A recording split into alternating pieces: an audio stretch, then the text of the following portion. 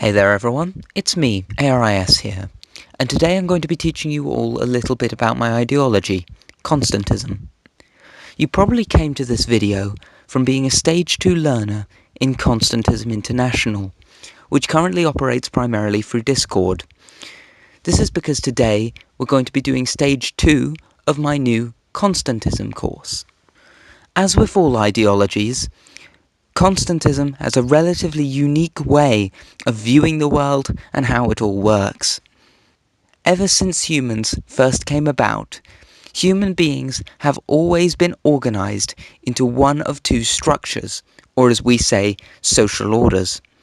In one of these, the choices, decisions and actions a person takes can either make them gain power or lose power. Power can be in the form of money or political power, as well as the situation one is born into also affecting power. In this social order, we refer to power as a variable, but in the other, it's the opposite. In this other social order, whatever you do and whatever situation you're in, you won't lose or gain any power that would stop you from fulfilling opportunities or having various experiences. Everyone would have equal possibility, like I explained in Stage 1. Power for each person would be at a constant, unchangeable level. For Constantists, whether or not power is a variable or a constant is the most important quality of any society in determining how societies and the people who live in them work.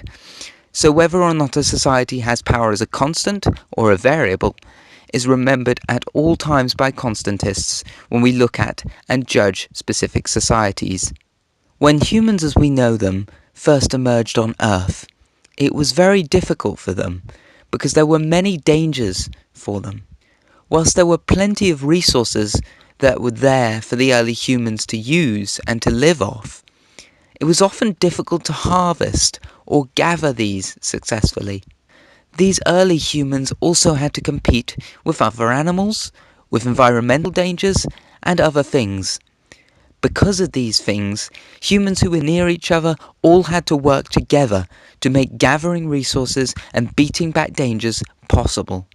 As each were necessary for the group, what the humans gained from working together, they shared, to keep everyone in good condition and give everyone what they needed, as the more there were to help in the society, the better.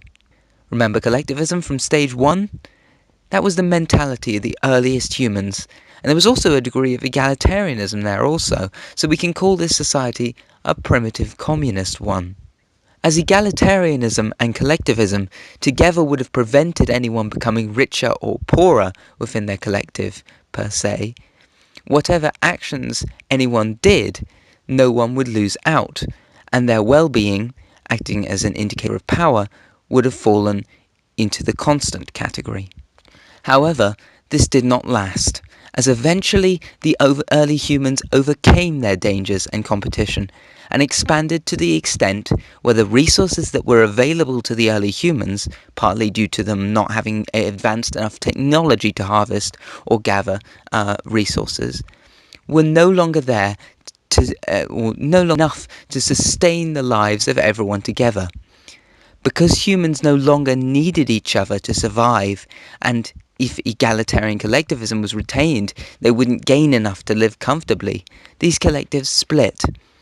Collectivism was replaced by something we call individualism, where humans, or sometimes small collectives, families, looked after their own, and in doing so, competed with others for as much of the resources as possible, so that they would never be in danger of starving. But because of this, there were also those who were competed by the new rich humans, and so were left on the bottom of the society with a lack of resources. This would become known as what we know as a hierarchy, and power here became variable, depending on how well one competed in the gathering of resources. People became dependent on constantly gaining power, and the individual ambition came into effect. Whilst this change in social orders had many disadvantages, it also at the time had many advantages, as competition encouraged people to work much more effectively, and therefore more technology could be made to help gather some of the resources that were previously unavailable. Also, at the beginning of this new social order, it wasn't necessarily an unfair idea, as the ones who were the best earned the most reward, as we would say, meritocracy. Yet, with this, meritocratic variablism was about to face many problems. The people who had, possibly rightfully, earned a large share of the resources due to meritocratic variablism originally, now had the ability, due to their individual ownership, to use these resources that they'd gained as they pleased. This meant that they could use the resources they'd earned to put them at an advantage for the future, and continue to gain more and more of the resources whilst not working necessarily quite as hard. Therefore, this was a second stage of variablism, distorted variablism. This made it even easier for the rich people to gain so much that they had more than they needed, whilst the poorest did not have what they needed. Because the poorest physically needed to gain some of the resources the richer people had to survive, this meant that the poor had to do exactly what the rich people told them to, so that the rich people would give them what they needed, or there was a possibility they could die. The rich people could now get the poor people to earn their resources and power for them, in exchange for a few essentials. This was effectively slavery, and it was exploitative variablism, a third stage of variablism. Both the rich people and the poor people were forced to be a part of this exploitation, as the individualism of variablism meant that the rich people were all in competition with one another, and if they didn't get the most power they possibly could, they could fall down the social hierarchy and lose some of the way of life that they had gained. The poor people, whilst they needed to be part of exploitation so as to receive the things they needed to survive, were actually losing power in this process, as power is relative in this society. So, as the power of the rich went up, the power of the poor people went down, due to an early version of inflation. Whilst the poor people were earning a little, the rich were earning a lot. The percentage of the product going to the poor became lower and lower, and effectively their power was lost. By this point, with exploitative variablism, all the meritocracy that now existed in variablism was gone. The idea that someone poor could, by working hard, eventually gain the power of a rich person, or as we call it, achieve social mobility, became impossible. Therefore, there became two distinct classes, the rich and the poor. Meritocratic variablism originally still existed within the confines of these classes, for example, between two rich people, but they eventually fell into exploitative variablism too, in order to preserve their ways of life. So classes kept dividing all of the time, and meritocracy became less and less apparent. This was now the origin of things such as the feudal system, a hierarchy of different classes that it was very difficult to exit or rise out of. The most powerful families continued to exploit their people because they had learned instinctually that was what they needed to do to keep their way of life. They had learned that to survive in this society, all the way back from its meritocratic origins, they had to make sure they stayed as high in the social pecking order as possible, or they would begin to lose what they had gained.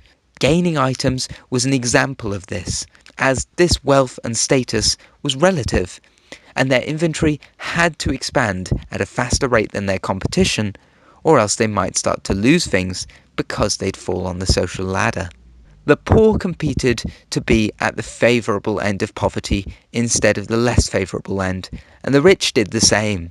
Even though, for the rich, no longer had any threat to their needs, they kept going based on instincts that they had learnt, and the instincts that they had instilled in their children. More and more classes were formed, all playing their part somehow in exploitation. Feudalism was not to last forever, though. The people had seen that social mobility had become impossible, and meritocracy had been forgotten, so they aimed to re-establish it. They won, and then the same process began all over again. Capitalism was born on a similar premise to the origins of feudalism, meritocracy. By earning your contribution, everyone was pushed to do what they could, causing rapid technological advancement, such as in industrialization. In order to try and avoid exploitation, many capitalist societies started to use representative democracy so that political power would allow social mobility in the political hierarchy in the future. But in their efforts to do this, their variablist instincts prompted another power variable to rise: monetary power. Money became the main hierarchy, and classes formed based around it. Money was originally earned meritocratically, but as with any other variable, it descended into exploitative variablism. The problems of variablism were not solved, but reset, and left to do the exact same thing that had happened in feudalism. We can see evidence of this happening now, with social mobility becoming more and more limited, and more classes constantly being created in capitalism. The lowest class, the extreme impoverished, which we already talked about in stage 1, already are victims of exploitative variablism, and we can see the highest class coming to control more and more of what we need to survive, which will eventually put everyone into exploitation eventually as well. According to Marxists, it is inevitable that the working class or proletariat would overthrow the exploitative upper class or bourgeoisie, just as the bourgeoisie usurped the feudal aristocracy in the capitalist revolution. The proletariat would form a socialist society, according to Marx, which Marx said would eventually rise into communism. However, this analysis Constantists believe is flawed because changing the society from feudalistic to capitalist didn't filter a class out permanently, it just reset the same system, and new classes are continuing to emerge, as discussed. When Marx's proletariat finally gained the power to overthrow the bourgeoisie, if they were to do so, they would no longer be the lowest class, as the system would only reset for socialism as it did for capitalism, inevitably falling into exploitative variablism, with the issues of capitalism continuing to a large degree.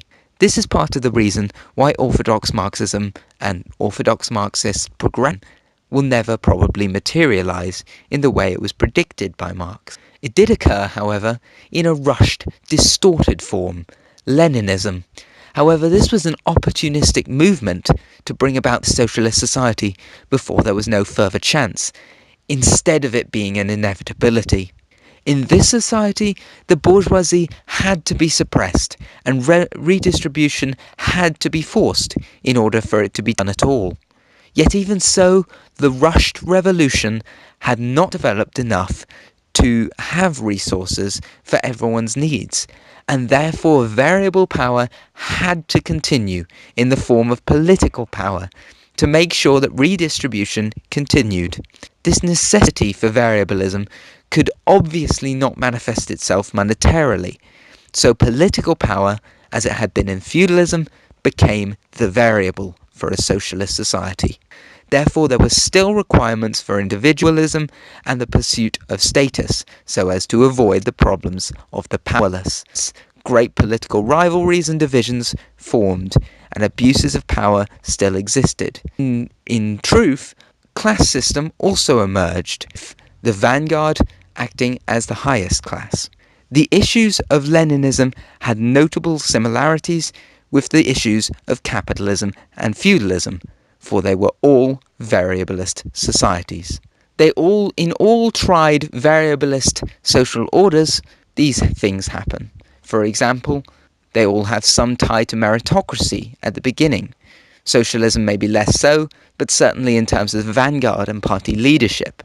They all allow, at first, power to be lost and gained according to the actions of the individual or the small collective unit. They all prompt people into individualism. They all allow those at the top to consolidate their place in the social order, be it hereditarily or during one's life. They all allow serious consequences and losses for those at the bottom of society. They all continuously create classes and decrease social mobility as time advances. They all artificially push production through intra-species competition. Among many other similarities, society's problems that did not necessarily pose a problem themselves in the primitive era, are linked to each of the three: capitalism, feudalism, and socialism. And every revolution out of one has only led to a restart of this meritocratic variablism, later becoming exploitative classification. No revolution has ever fixed this issue. Meritocracy is just not stable. The ideals of it, on paper, seem fair and good, but unless a revolution were to occur after every single transaction, which would be hugely unstable and practically impossible, meritocracy cannot be sustained. We need to find another way, so it's time to go back to the themes I mentioned at the beginning of this video. Variablism brought many problems, but it was necessary at the time and inevitable due to a shortage of resources. But in recent years, we've begun to see the rise of consumerism and overproduction becoming a large problem for humanity. For example, 1/3 of all produced food is wasted, and the sheer amount of unnecessary consumer goods manufactured is massive. It is evident now that humans have enough resources and manpower to provide necessities for over the number of people alive today. If we were to find a way back to Constantism, how power is at a constant for everyone, and take our technologies with us, humans would no longer need to be individualistic, and egalitarian collectivism could continue and work. Constantists, therefore, aim to find a way that we can change the social order for the future and free ourselves from the vicious cycle of variablism. You'll learn just how we aim to constantize society in stage 3. If you see where we're coming from on this issue, then please comment to be moved up to stage 3 before the stage 3 video comes out. If you disagreed with anything or have any questions about the ideas in this video, comment those too. I will make an FAQ video soon to answer these questions at a later date. Join the server and subscribe to keep updated, and I'll see you all around. Goodbye.